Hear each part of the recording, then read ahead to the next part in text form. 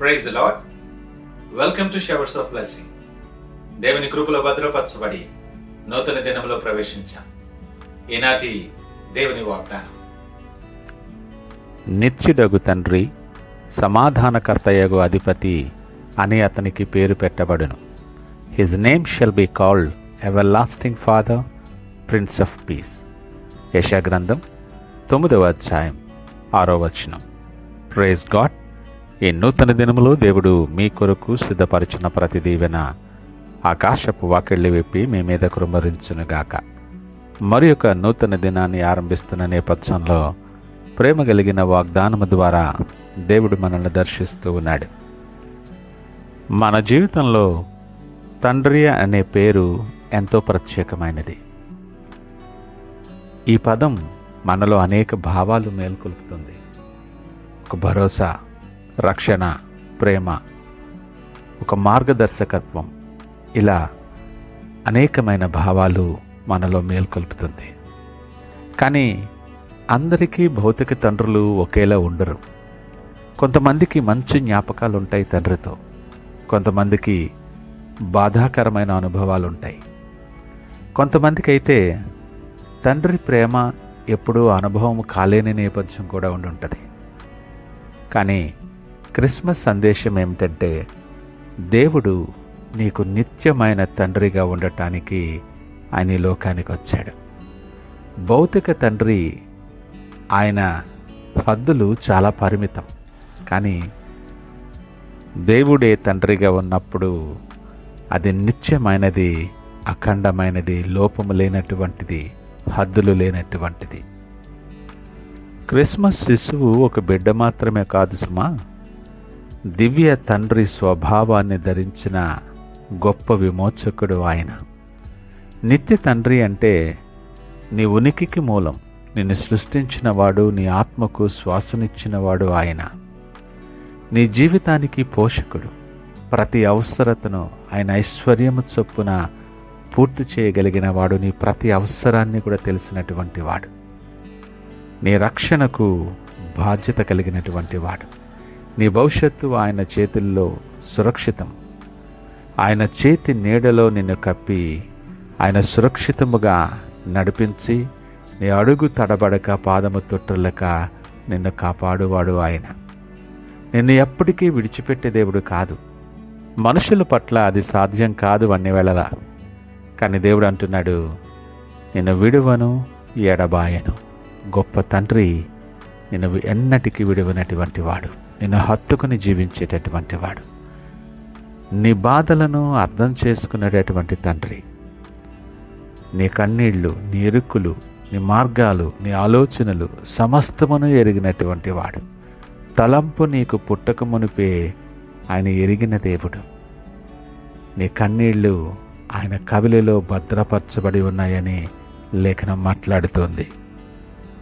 దేవుని బిడ్డలుగా జీవించే మన కొరకు ఆయన తండ్రిగా వచ్చాడు. సర్వశక్తుడైనటువంటి దేవుడు రారాజుగా, న్యాయమూర్తిగా రావచ్చు. కానీ ఆయన తండ్రిగానే రావాలని ఎంచుకున్నాడు. అందుకే దూత ప్రకటన ఇలాగూ చేసింది, భయపడకుడి, మీ కొరకు రక్షకుడు జన్మించాడని. రక్షకునిగా జన్మించిన ఆ శిశువులోని స్వభావం నిత్యమైన తండ్రిది.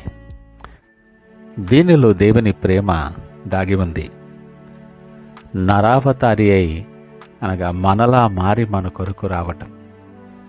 సిలువ మన కొరకు తండ్రి ప్రేమ చూపించటానికి సారూప్యం.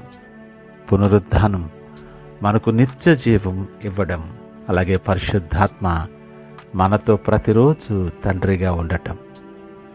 క్రిస్మస్ అనేది దేవుడు తండ్రిగా మనలో ప్రత్యక్షం కావటం.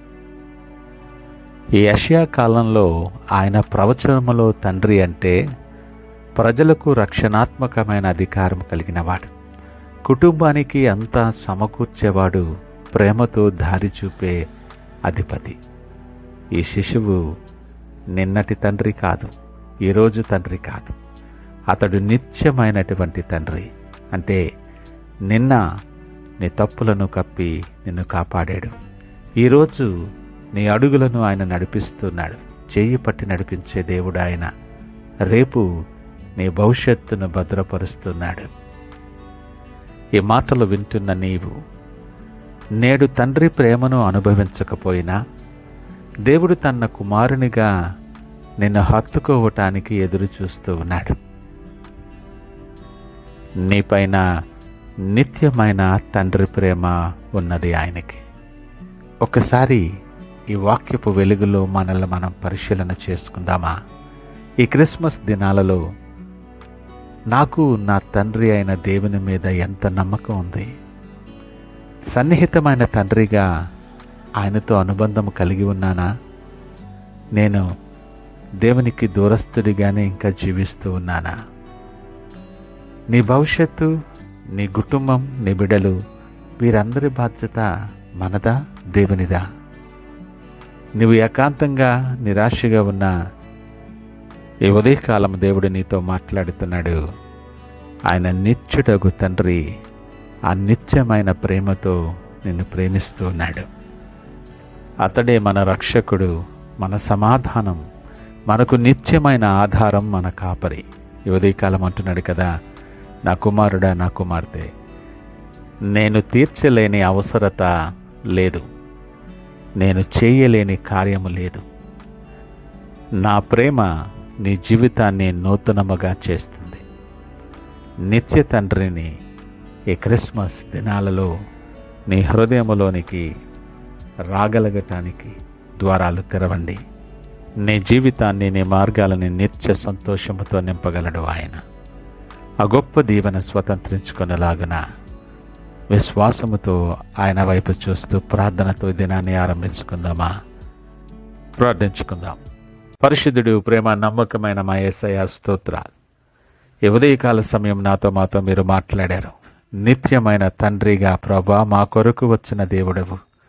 ప్రతి అవసరతను తీర్చి నీ కాపుదలలో భద్రపరిచి నీ ప్రేమతో నింపి మమ్మల్ని నడిపించుతున్నటువంటి దేవా, మీకు వందనాలు, స్తోత్రాలు.